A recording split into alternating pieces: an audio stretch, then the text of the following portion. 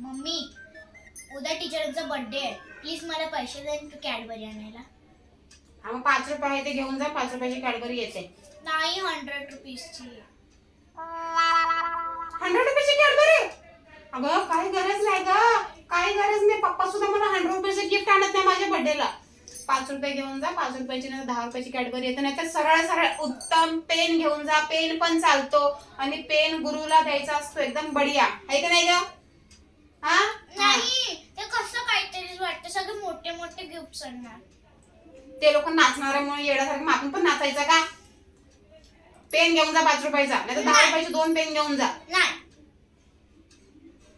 शाळेतच जाऊ नको. उद्या टीचरचा बर्थडे आहे ना. हा. तुला वाईट वाटतं ना? घाण वाटतं ना तुला? सगळेजण मोठे मोठे गिफ्ट देणार आहेत तुला, द्यायला जमत. एक काम कर, शाळेतच जाऊ नको उद्या. जाणार. मी 100 रुपये देणार नाही. अरे इथं तुझ्या पप्पाने मला 100 रुपये दिले नाही कधी मला गिफ्ट. आणि काय ते आजकालच्या शाळांचं वैताग आलाय ना. जसं पोरं करतील तसं दुसऱ्या पोरांना करायला पाहिजे. येऊन घ्या आधी, चला आणि अभ्यास करूया. कॅडबरी मोठी.